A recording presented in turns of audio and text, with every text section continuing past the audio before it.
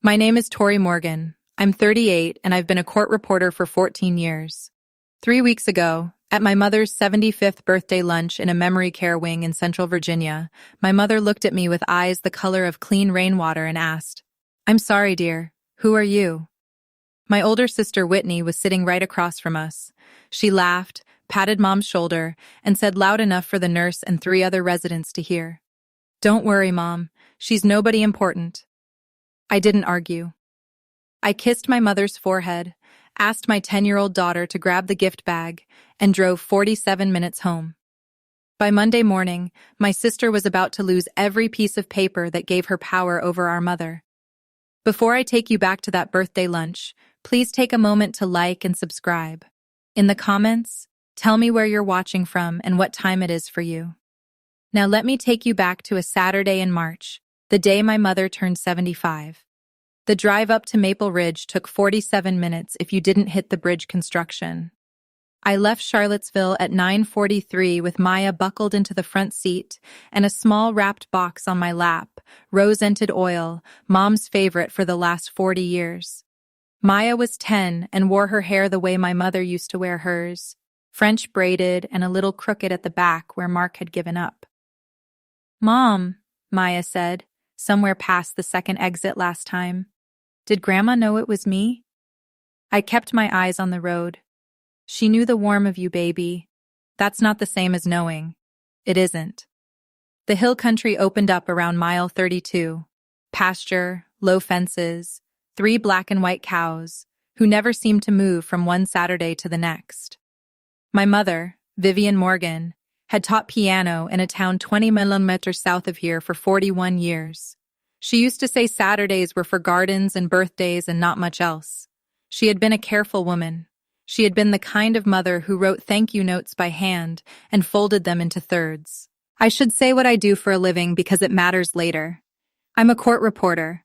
I'd spent 14 years writing down what other people said in the worst moments of their lives: divorces, custody hearings, civil suits, the occasional guardianship. The Friday before Mom's birthday, I'd taken testimony in a guardianship case so bad, I'd sat in my car after work for 9 minutes before turning the ignition. I didn't connect it to anything yet. That was the thing. The GPS said in 2.3 miles in the same flat woman's voice it always used. I reached into the glove box for my mother's old gardening glove. I kept it there, the right one, with the beeswax still soaked into the leather, and held it for half a second the way some people touch a dashboard saint. Maya watched me without watching me. She had been doing that more lately.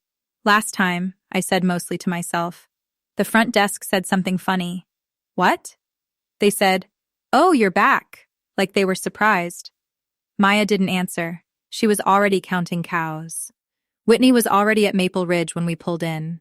She had set up the corner table by the bay window, hung a banner that said 75 and radiant in copper foil, and arranged 12 party favors in identical craft paper bags tied with twine.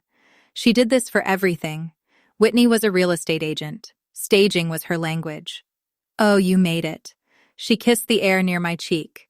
I wasn't sure with traffic. There wasn't any. H. She turned to one of the aides, a young woman whose name tag said Rosalind, and laid a hand lightly on her arm. "Tori comes once a month or so. She works downstate. We're so glad when she can swing it." I said nothing. I'd driven up the second Saturday of every month for 16 months and been turned away at the front desk for 14 of them. Maya reached up and slid her hand into mine. Mom was already at the table.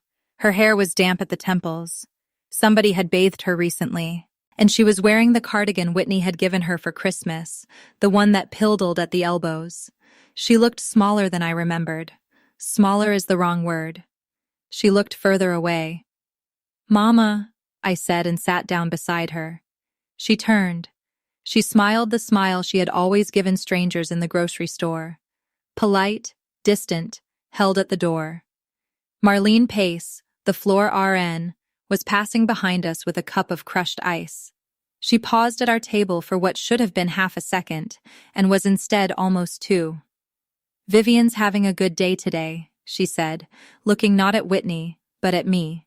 "Real good day." "Thank you, Marlene," Whitney said brightly before I could answer. Marlene moved on. Don't mind her, Whitney said under her breath. Nurses up here, they get attached. She made the word sound like a small embarrassment. I watched Marlene cross the dining room. She did not look attached. She looked like a woman with a notebook in her pocket she hadn't been asked to open. Maya squeezed my hand once hard. I squeezed back. Cake at 12:15. Whitney announced to the room to no one in particular and lit the first candle. I sat next to Mom and looked at her for a long time the way you look at a photograph that's been left in the sun. She had lost weight. Real weight. The kind that takes months. The cardigan slid off one shoulder when she lifted her hand. Her wedding ring, which she had not taken off in 43 years, was sitting halfway down her finger. At Christmas, she had been 142 Baum. I knew because she had let Maya weigh her on the bathroom scale, laughing, and now she was something less. I unwrapped the small box and slid it toward her. Rose oil, Mama.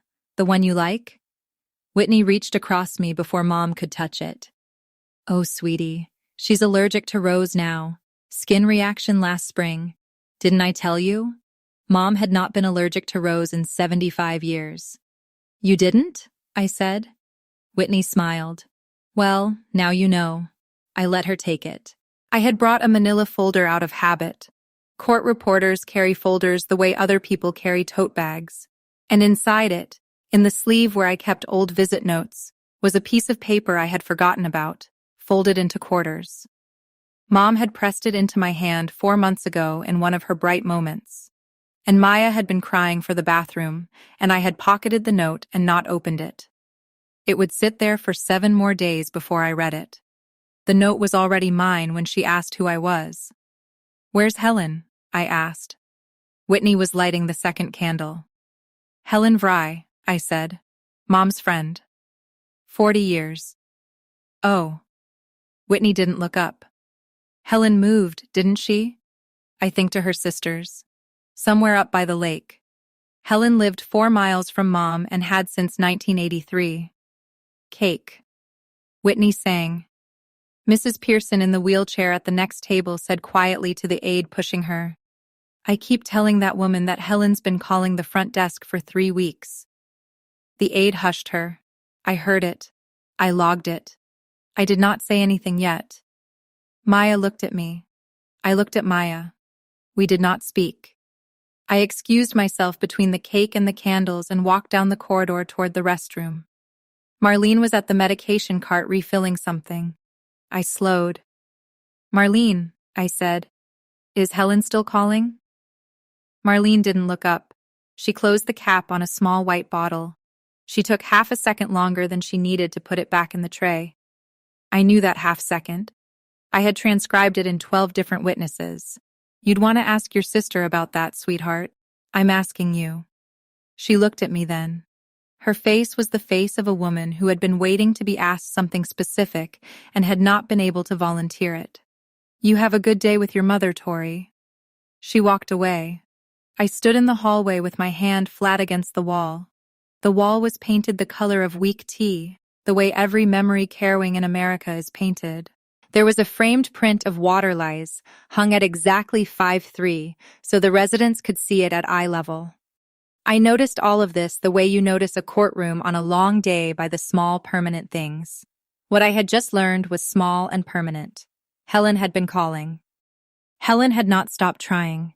Whitney had told me a year ago that Helen had drifted away, that she couldn't handle Mom's decline. Whitney had told Helen. I now understood something else. I went back to the table. Whitney was running the back of her hand down my mother's cheek with a tenderness that from across the room would have made a stranger cry.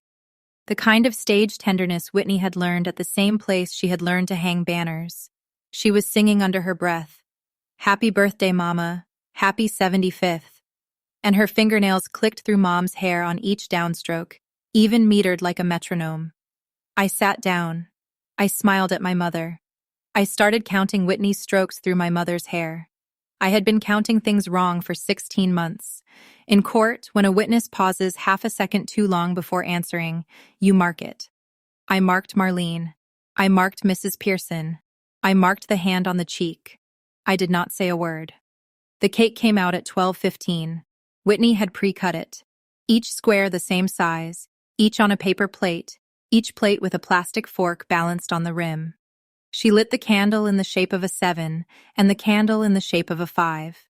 And she sang the first line of Happy Birthday in a clear, pleasant voice. And the residents at the next two tables joined in a half beat behind. Mom mouthed the words but did not sing. She had taught piano. She knew where the beat was. She had simply gone somewhere quieter. Maya leaned against my arm. Whitney finished the verse and looked at Mom expectantly. Make a wish, Mama. Mom didn't blow. She tilted her head and looked at me, eyes clear as rinse water. The way she used to look at me across a kitchen table 40 years ago when she was about to ask me a real question and said very softly, I'm sorry, dear. Who are you? I felt Maya stop breathing against my arm. I opened my mouth. Whitney got there first. She laughed. A small, light, theatrical laugh. The kind of laugh you put at the front of a sentence you've practiced.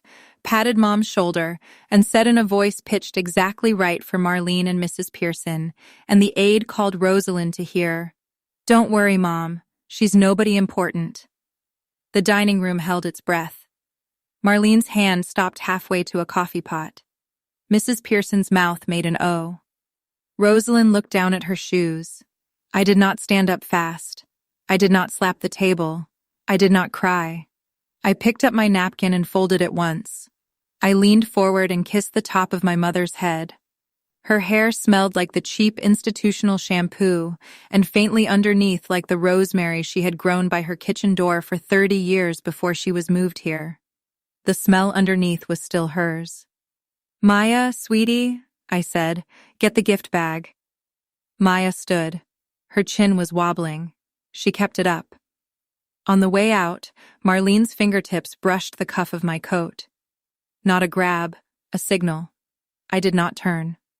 In the car, I sat for a full minute before I started the engine. Maya buckled herself in. Mom. Her voice was very small. Are we going home? We're going home, baby. But on Monday morning, I have somewhere to go first. I drove 47 minutes without the radio. Maya was asleep by 9. Mark was asleep by 10. He keeps construction hours and had a bid in the morning. The kitchen was the only room with a light on the under-cabinet halogen that turns everything in our house the color of weak honey. I sat down at the table with my phone, a yellow legal pad, and the same pen I'd carried into court the day before. I scrolled to the top of the family group thread, the one Mom had started in 2019, before the diagnosis when she still typed in full sentences with proper commas. And I scrolled forward 16 months. Then I went back to the beginning of those 16 months and started counting. I made columns the way I make columns when I'm checking a transcript against my own audio. Date, sender, phrase, pattern. By 2 in the morning, I had the pattern. 14 times in 16 months, Whitney had written some version of, Mom is having a rough day, please reschedule. 6 times she had written, the front desk has new visitor protocols, I'll forward when I have them. She had never forwarded them. 3 times she had written about Helen. Helen is too disruptive. Helen agitates Mom. The staff agreed. 23 emails when I cross-checked used 4 phrases over and over for Mom's well-being. The medical team feels I'm only doing this because you don't see what I see. I wrote those 4 phrases at the top of the legal pad and underlined them. In court, when a witness uses the same 4 phrases in 23 depositions, you don't call it grief, you call it script. I counted my visits next. 3. In 16 months, I had been admitted to the memory care wing 3 times. The other 45 Saturdays, something had come up. The aide had a cold. Mom had a fever. Mom had had a hard week. The wing was on a respiratory protocol. The respiratory protocol had only ever applied to my visits. I set the pen down. I was not crying. I was not angry. Exactly. I was the way I am at minute 1 of a long deposition. Settled square. Ready to listen for as long as it takes. I made one more column. What next? Under it, I wrote 3 names. Diane Beale, Helen Vry, Marlene Pace. I underlined Diane twice. It was 2:14 in the morning. I went to bed. Maya came into the kitchen at 7:40 in pajamas with cats on them. I had not been asleep so much as folded into the couch. "Mom," she said, "why does Aunt Whitney act weird around Grandma?" I'd been waiting 14 hours for that question. I'd been waiting 16 months. I patted the cushion next to me. She climbed up. "Maya, sometimes when people get older, the people around them can get possessive. The way you feel about Bear when Hannah comes over and wants to hold him. But I share Bear. I know you do. Mostly. Mostly is fine." She thought about it. She thought about it the way she thinks about a math problem with her chin tucked down. "Some grown-ups," I said, "forget how to share the people they love. They get it in their head that loving somebody means being the only one. It isn't true, but they believe it. Aunt Whitney believes it. I think she does. Are you going to make her share? I'm going to ask a judge to." Maya nodded once, the small, considering nod of a 10-year-old who has just been given a piece of grown-up information and decided to file it without asking follow-ups. She slid off the couch. In the kitchen, she poured cereal. I watched her from the doorway. She was very neat about it. She put the milk back. "Mom," she said with her back to me. "Saturdays. What about them? You wear the black blazer when we go up to see Grandma, the one with the small tear under the arm. And when Aunt Whitney calls and says we can't come, you take it off and hang it back up the same way every time. The hanger goes on the same hook." I leaned against the doorframe. "How long have you been noticing that?" "A while." She poured the milk. "I have a notebook." "What kind of notebook?" "Pink with unicorns. It used to be for stickers." She turned around. "Do you want to see it?" "Not yet, baby. Maybe in a couple of days." "Okay." She sat down with her cereal. She ate quietly. I went into the laundry room and stood with my forehead against the dryer for 1 full minute. My 10-year-old had been keeping a record I had not been keeping for myself. When I came back out, she had set my coffee on the table. The number came up unfamiliar at 11:12 on Sunday morning. I almost let it ring out. "Tori, it's Helen. Helen Vry." I put the dish towel down. "Sweetheart." Her voice was thin and careful, the way voices are when they've been rehearsing themselves all week. "I've been trying to reach you for over a year. I changed phones. Whitney had me blocked, I think. The new numbers for emergencies. This counts." I sat down on the kitchen floor with my back against the cabinets. I had not done that since I was pregnant. "Helen, I'm here. I'm listening." 14 months ago, Whitney told me your mother didn't recognize me anymore, that my visits agitated her, that I was making the staff's job harder. I believed her. I shouldn't have. I'm 74 years old and I let your sister make me feel like I was the problem. It's all right. It is not. A small dry sound that might have been a laugh. "Last month, I ran into Marlene at the grocery store. She was buying lemons. She told me your mother still asks for me. She told me." Helen's breath caught. "She told me your mother had been asking who you were. And I went home and I sat in my kitchen and I thought, I cannot be the kind of friend who lets that happen quietly." "How many times did Whitney cancel you?" 23 texts. "I kept everyone's, sweetheart. I keep everything." "Helen, would you meet me at the bakery on Pine this afternoon? Bring the texts. I'll need them." "Need them for what?" "I'm filing a petition." A long pause. "Tori, I'm going to bring you those texts in a leather folder. The folder belonged to my husband. It's the most serious thing I own." We agreed on 4 o'clock. She told me she had been afraid of Whitney for 14 months and that she felt foolish about it. I told her she was not foolish. I told her my sister scared most people who liked their lives quiet. When we hung up, I stayed on the kitchen floor for a while. Mark walked past, saw me, and did not ask. He set a glass of water on the counter without a sound and walked back out. When Helen hung up, I sat with the phone in my hand for a long time. If you've ever had someone in your family quietly cut you out of someone else's life and made you feel crazy for noticing, please leave one word in the comments. Scene. I read them all. And if you're new here, hit subscribe. There are 3 more pieces of evidence I haven't shown you yet, and one of them changed how I drove to court that Friday. Now, back to that Sunday afternoon in the bakery on Pine. Helen was already in the corner booth at 3:55. The bakery on Pine smelled like cardamom and butter, and the kind of coffee they pour over slowly. The chime above the door was a small brass bell that had been there since I was Maya's age. Helen had on a navy cardigan and the leather folder she had promised. She slid the folder across the table. I opened it. 23 text messages printed, 3 hole punched with the dates highlighted in pale yellow. Helen had written a single line at the top of the first page in fountain pen ink for Tori, in case it ever came to this. I drank my coffee. I read every message. Mom is having a hard day. Please don't come. The wing is on a respiratory protocol. I think your visits are making her worse. The staff agreed. I closed the folder. Helen, I'm going to need to copy these. I'll have them back to you by tomorrow. Keep them. I have the originals on my phone and a backup on a thumb drive in my safe deposit box. I told you I keep everything. You belong in court reporting. She laughed. A small, dry laugh. That was the first time I had heard her laugh in a year.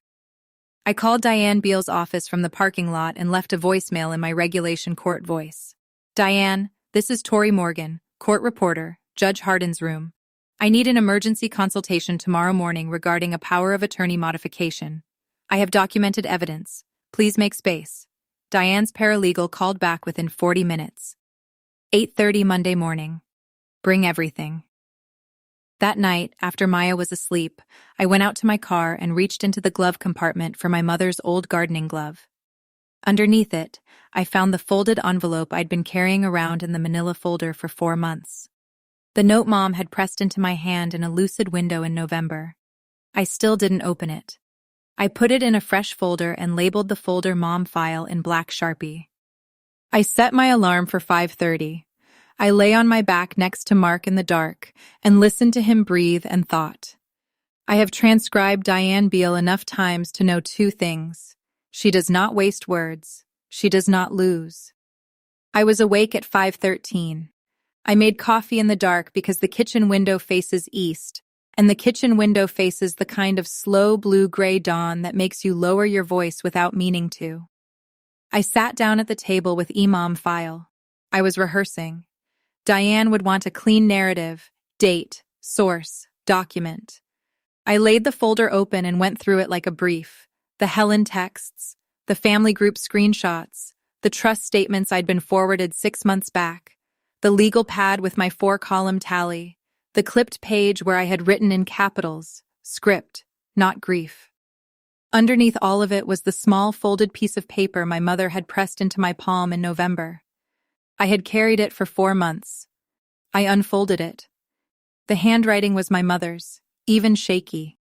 She'd written it in pencil on a square torn from a memo pad, the kind of pad the facility kept by the sign-in sheet at the front desk. The lines ran a little downhill the way her writing did when she was tired, but the words were perfectly legible. It was 11 words. Tori, something is wrong here. Please, I don't know what. In the corner, she had written the date. November 15th. The very Saturday, Whitney had begun canceling my visits twice as often. I sat with it on the table in front of me for a long time. I was not crying. I want to find a better word for this, and there isn't one. Straightened. I had been bent for 16 months, and my mother in 11 words had straightened me. She had asked me in a lucid window in pencil in November. I had carried her question in my coat pocket for 4 months without reading it. I went to the office printer and made 3 copies. I scanned the original at 6:04. I wrote on the inside cover of Mom file in pen. Mom asked me 16 months ago. I missed it for 4 months. I won't miss the next one. I folded the original back into quarters and slid it into the inside pocket of my black blazer. The one with the small tear under the arm, the one Maya had been counting. I left the house at 7. I drove 11 an hour over the speed limit the whole way to Diane's office. I did not slow down. She had asked me in 11 words to do something. I was finally on time. Diane's waiting room had 2 armchairs, a low oak table with a tray of mints, and a fax machine from 2003 that still worked because Diane refused to let the firm replace it. I sat in the armchair on the right because it had the better light. I opened my laptop. I had 8 minutes before my appointment. I used them. I went into my email and pulled up the trust statement Whitney had forwarded to Mark and me 6 months ago, marked transparency for the family. At the time, I had skimmed it. I had been driving Maya to soccer. I had been telling myself my sister was overwhelmed. I read it now the way I read a court exhibit. 11 monthly withdrawals, all between $1,700 and $4,200, all with the same memo line. Vivan home maintenance, property tax, sale prep. My mother's house had been listed for sale prep for 18 months. It had never gone on the market. The lawn had been mowed twice. The shutters had not been painted. There were no contractors on the property record. I had driven by 3 times. I did the math on a fresh page of the legal pad. 11 withdrawals, just over $34,000. 3 weeks ago, Whitney had posted a photograph of her new kitchen on Facebook. White marble counters, a copper range hood. The caption had said, "Small renovation finally done after years." I closed the laptop. I do not say things in court reporter notes that I cannot back up. I do not say things to attorneys that I cannot back up.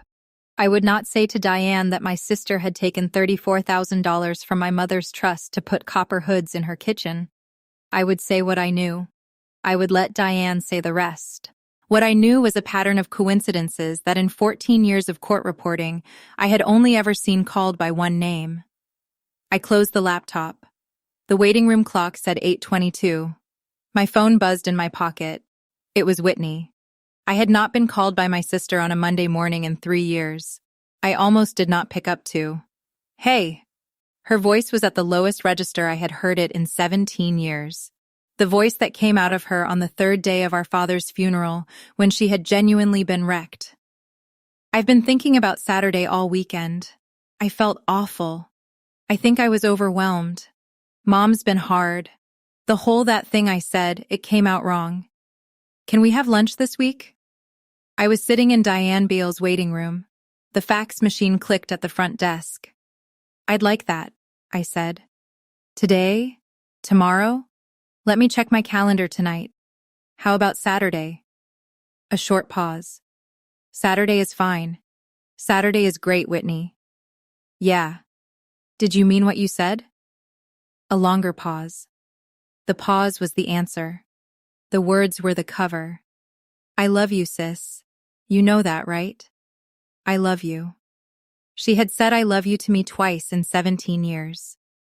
The first time had been when our father went into the ICU. The second time was now, 47 seconds before I walked into Diane Beale's conference room. "I'll text about Saturday." "Okay, drive safe today." I had not told her I was driving anywhere. I hung up. I sat with my hands flat on the laptop and felt the small voice in my chest that had been raised on Sunday school theology. Family forgives. Family forgives. Family always forgives. Try to make itself loud. I reached into the inside pocket of my blazer and touched the folded note. "Tori, something is wrong here. Please, I don't know what." The voice quieted. In court, I had watched 100 witnesses get one phone call from the person they were about to testify against. They almost always took it. Half of them lost their nerve. The other half came in colder. I was the second kind. The paralegal opened the door. "Diane's ready for you." I picked up mom file. Whitney had told me to drive safe. She had known I was driving without me telling her. Somewhere in the last hour, someone had told her where I was going. I would think about that later. Diane Beale was 52, gray at the temples, and built the way court reporters know lawyers, square at the shoulders, straight in the back, never wearing a single piece of clothing that called attention to itself. She wore navy. She always wore navy. She shook my hand once firmly and pointed at the chair across from her desk. "Foster versus Foster last spring," she said as she sat. You caught my objection that the bafe missed. I did. Good catch. Tell me everything. Don't sequence it. Just hand me what you've got. I opened mom file and slid it across the desk. 16-month message log. Helen Weiss 23 texts. Trust statement irregularities with the 11 withdrawals highlighted.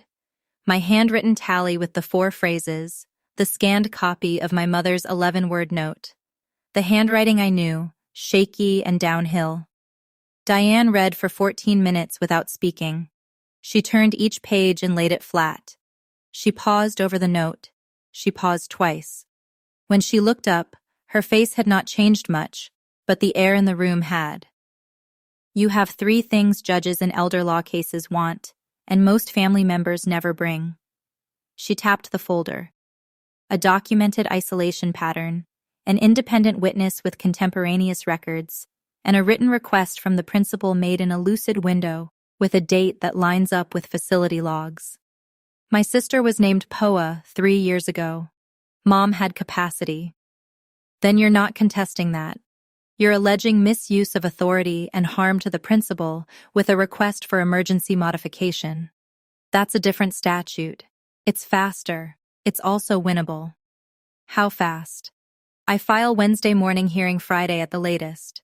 Given the facility relocation pattern you've described and what we'll add about isolation. Judge Caldwell takes elder cases. He's careful. He's also impatient with charm. I need a witness from the facility. Marlene Pace, your floor RN. Can you reach her by tonight? Get her affidavit notarized before Wednesday. Bring me anything she has logged. Bring me your daughter's notebook if she'll part with it for the day. My daughter, your daughter, is a contemporaneous witness to attempted visits. She is 10. Judges like 10. I nodded once.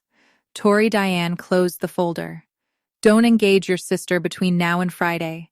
Don't take her calls. Don't apologize. Don't explain. We do this on paper in court. She already called this morning. What did you say? Saturday lunch.